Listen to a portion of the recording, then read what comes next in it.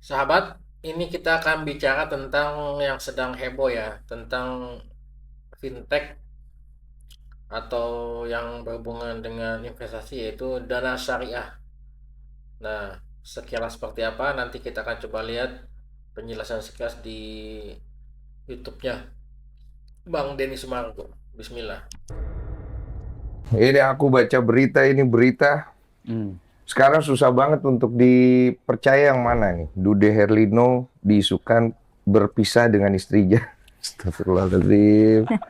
Dude Herlino membawa lari uang dana syariah 1,2 triliun. Berita.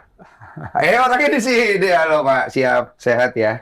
Alhamdulillah. Apa kabar Mas Baik, Dude? terima kasih Bang Denny. Mas Dude, banyak kali berita di luaran sana. Saya juga bingung. Ini beritanya kok macam-macam. Kalau kita hari ini fokus dengan dana syariah. Dana syariah G.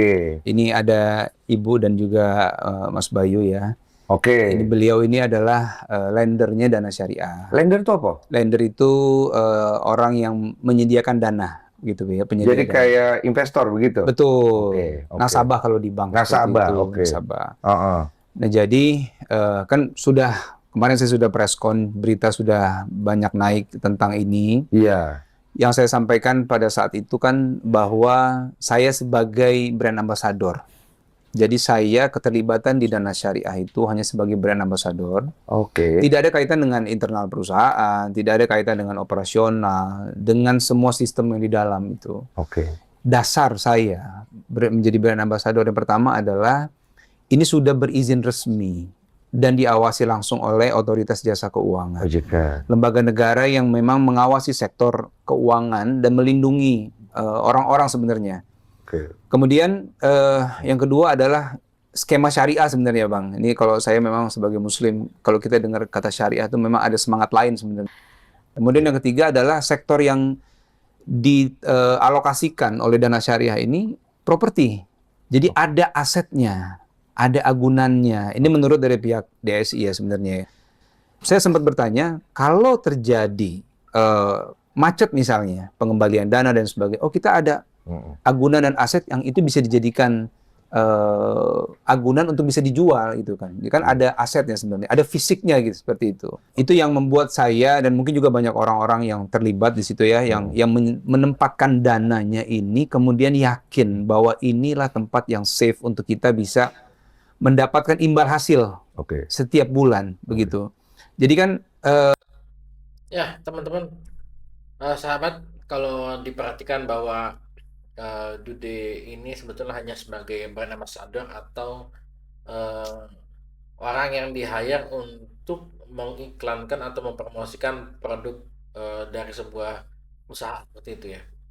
Jadi beliau itu sebetulnya tidak ada hubungannya langsung dengan manajemen dana syariah. Cuman memang tadi yang disampaikan oleh eh,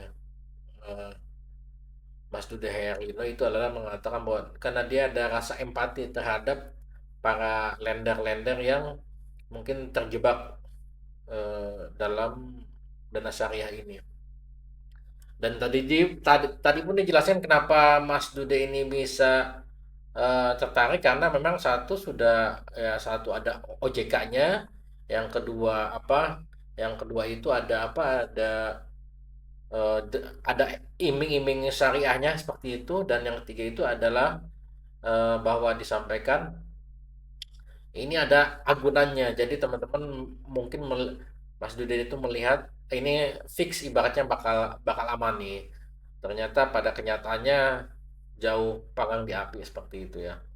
Jadi memang eh, untuk sahabat-sahabat untuk yang mau berinvestasi sebetulnya zaman sekarang kalau saya pribadi berpikir jangan pernah mau berinvestasi secara online jika memang eh, tidak diketahui asal usulnya. Bahkan zaman sekarang mungkin bukan hanya dana syariah saja ya, sudah banyak sekali yang menjadi korban fraud ini, bukan hanya dana syariah saja tapi adalah eh, hal-hal lainnya. DSI ini sudah Kalau kalau sahabat memperhatikan bukan hanya dana syariah saja, banyak eh, Yang terakhir itu seperti Investri juga kacau seperti itu, terus banyak-banyak lah. Jadi teman-teman sebetulnya yang mau usaha, yang mau berinvestasi, kalau jika memang bentuknya adalah ingin berinvestasi, lebih baik bentuknya itu adalah yang aman saja. Jika mau usaha, eh, ya langsung usaha dagang langsung gitu loh. Jangan suka mempercayakan uang kita pada orang lain, apalagi yang bersifat online yang walaupun sudah diawasi OJK tetap saja masih kecolongan seperti itu. Tapi misalkan, oh saya pengen punya penghasilan tambahan tanpa ada usaha, ya cukup sulit pilihannya, yaitu ya mungkin kalau yang paling saya juga tidak menyarankan, ya paling aman mungkin saat ini ya, yaitu di bank seperti itu. Di bank itu ya pilihlah, tapi bagi yang muslim pilihlah minimal bank syariah seperti itu. Insya Allah, jadi teman-teman, kita jadikan pelajaran seperti itu. Insya Allah.